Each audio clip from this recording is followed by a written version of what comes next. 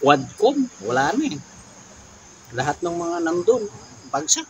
Yung ibinababa ng tao, iniaangat ng Diyos. Yung binabanggit nila noon na minority lang sila. 1% lang. Wow, natalo ba ninyo ang 1% na kaisahan? Hello, Luzon, Visayas, Mindanao. Magandang araw. Magandang tanghali po. Alas 12:30 ng tanghali. Kumusta na po ang lahat? Naka-move on na ba yung mga talunan? May napansin ako kay Epipanyo Labrador. Ang tamlay na niyang magsalita. Wala na yung angas niya. Nawala yung yabang. Kasi talo yung ating mga kasamahan.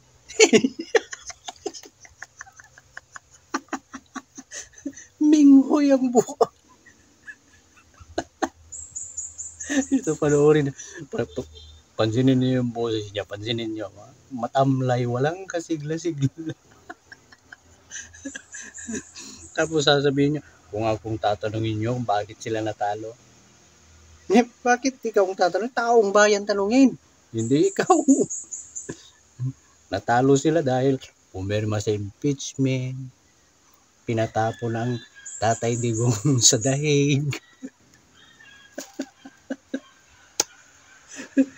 Ay naku, panoorin natin siya.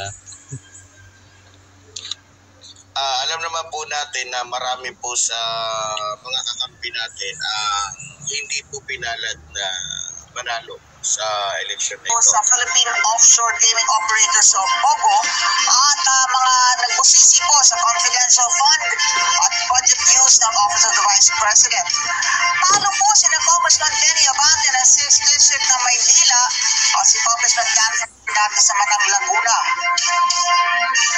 Bigo na makapasok sa Magic 12 ng Senado si Ang Party List Representative Franz Castro at Gabriela Party List Representative Arlene Brosas. Mababa rito ang boto natanggap ng Kabataan Party List Representative Raul Manuel. Talo rin sa pagka-alkalde sa Marikina si Congressman. Wala na yung mga inaasahan niyang malalakas na. Sabi niya sinusuportahan niya. Tapos yung mga sumusuporta sa kanya. Ewan ko, may mga sumusuporta ba sa tao?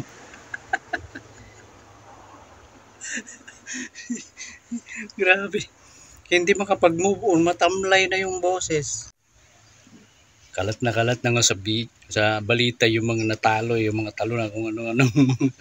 Lahat ng mga pumirma sa impeachment, walang nakalusot. Matalino lang mga tao ngayon, akala ninyo. Malakas pa rin ang mga Duterte.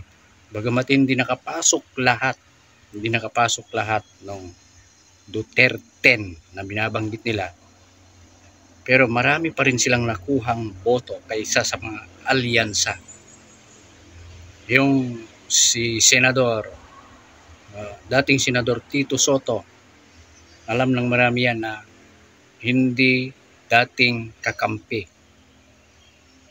Hindi yan dating kakampi ng administrasyon. Dati yan kay Digong Duterte. Pati si Kiko Pangilinan. Kaya nangangamba nga sila ngayon yung impeachment case. Marami ang nakapasok na bago sa Senado. Yung iba dati na pero nakapasok ngayon nasa top 5. Basta nakapasok sa top 12. Yung iba pero mas marami yung pumasok na ibinoto pinagkaisahan ng Iglesia ni Cristo. 7 yung nasa top 12. Yung binabanggit nila noon na minority lang sila. Minority daw. Sinasabi ni Epipanyo Labrador, 1% lang. Wow, natalo ba ninyo ang 1% na kaisahan? Yung 99% na hindi Iglesia ni Cristo, nagkaisa ba yon?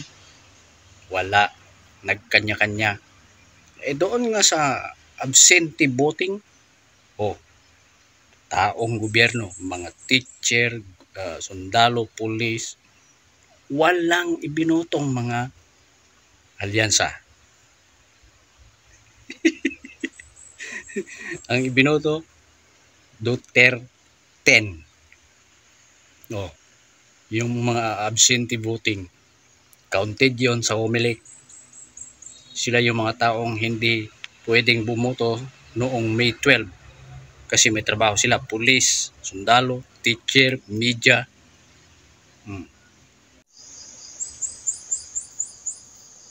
Ito yung sinasabi nila noon na pinipintasan nila na ang Iglesia ni Cristo ay 1% lang, minority lang.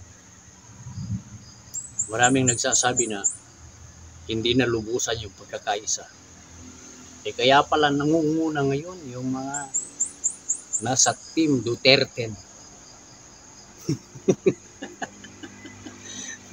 Nasaan yung mga 99% na hindi Iglesia ni Cristo? Nagawa nyo bang magkaisa? Pinupunan ninyo yung pagkakaisa ng Iglesia ni Cristo. Napatunayan nyo ba ang inyong pagkakaisa? Kayong mga 99% na hindi kaanib sa Iglesia ni Cristo. Hindi pa rin sila makapag-move on. Marami ang hindi makapaniwala. Ilang araw na lamang, manunumpa na yung 6 na senador. Mula top 1 hanggang top 6. Susunod na yung iba. Hindi sila magsasabay-sabay. Kasama na doon sa unang batch na manunumpa si Senator Rodante Marcoleta. Alam po ninyo, kung babalikan natin yung mga survey, marami na ang gumawa ng mga video ganito. Pero talagang kulilat si Senator Rodante Marcoleta sa mga survey. Pero nitong nagdaang mga araw bago ang halalan, umaangat na siya, unti-unti nang umaangat, unti-unti nang nakikita sa mga survey ang kanyang pangalan. Si Senator Bongo, na-maintain niya yung pagiging number 1 mula sa survey hanggang ngayon, number 1. Lalong nag-number 1 noong pagkaisahan ng Iglesia ni Cristo. Ganyan katindi yung Team Duterte. Yung Team Duterte hindi kumukupas. Sinasabi nila, tumitira na naman itong mga maka-Duterte. Sinasabi lang yung totoo. Sinasabi lang namin yung totoo. Ba't ayaw ninyong tanggapin? Yung mga nasa absentee voting, hindi sila bumoto sa alyansa eh. Kaya may mga nagsasabi noon na pupulutin sa kangkungan si Senator Rodante Marcoleta. Ngayon naman na papasok na siya, manunumpa na, may mga nagsasabi na naman, maging matalino ka dyan, maging marunong, huwag kang maggaling-galingan. Ano ba talaga yung mga taong ito? Ang gaganda ng mga pinaplano ni Senator Rodante Marcoleta para sa Pilipinas, para sa lahat, lalong-lalo na sa kuryente. No? Kaya tuwang-tuwa kami. Yung mga nambatikos sa kanya noong nasa kongreso siya, nalaglag silang lahat. Alam po ninyo, natupad sa kanila yung kasabihan na yung ibinababa ng tao, iniaangat ng Diyos. At yung nagmamataas, yung nagmamarunong, biglang lalagapa. Ganyan ang nangyari sa mga taong nangiinsulto kay Senator Rodante Marcoleta. Nasaan si Mr. Google? Hindi niya na-i-google kung mananalo ba siya o ano. Ito, panoorin natin. Ito kay Kadan, Nangangahulugan lamang na nakikita mo yung puwersa ng Iglesia ni Cristo. Opo. Kasi sabi ni Secretary Larry Gadon sa kanyang mga analysis, wala daw pagkukunan ng boto si Dan Marcoleta eh. Oo. Totoo. Di mali.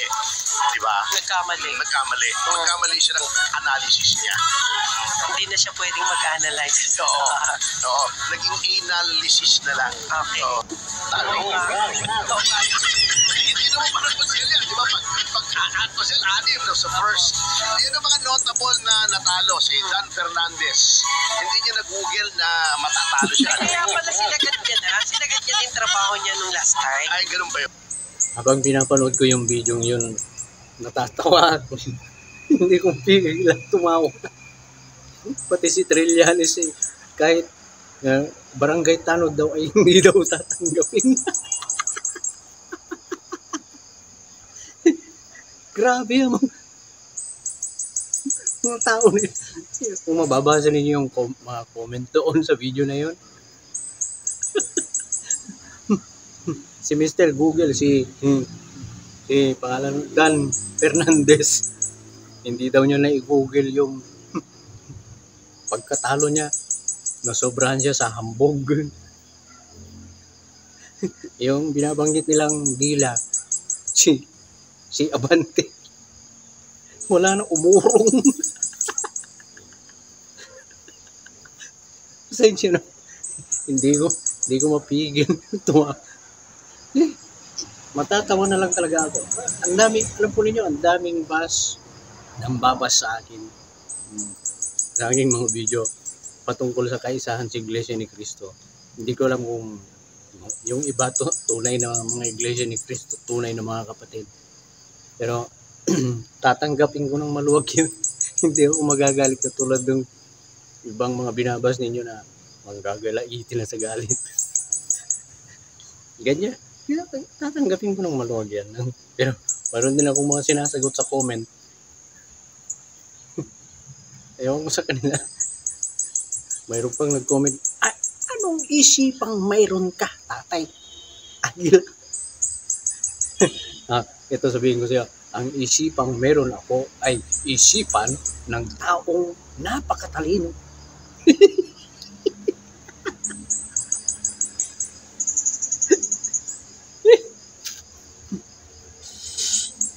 Ngiting panalo yan. Panalo ang pagkakaisa ng Iglesia ni Cristo. Hindi man na manalo, matalo. Okay? Wala problema. Tapos na yung election, tapos na yung halalan, tapos na sa amin yun. Nagbabalik tanaw na lang kami kasi may mga taong hindi makapag-move on. Bakit daw? Natalo yung mga alyansa. May mga kasalanan ba sila? Ay, tanungin ninyo ang mga taong bayan kung ano ang kasalanan ng mga nasa alyansa, ng mga nanguusig kay Congressman Senator Rodante Marcoleta. Ay, naku po. Hindi ko maisa-isa kung paano ipaliwanag. Basta, pahiya sila.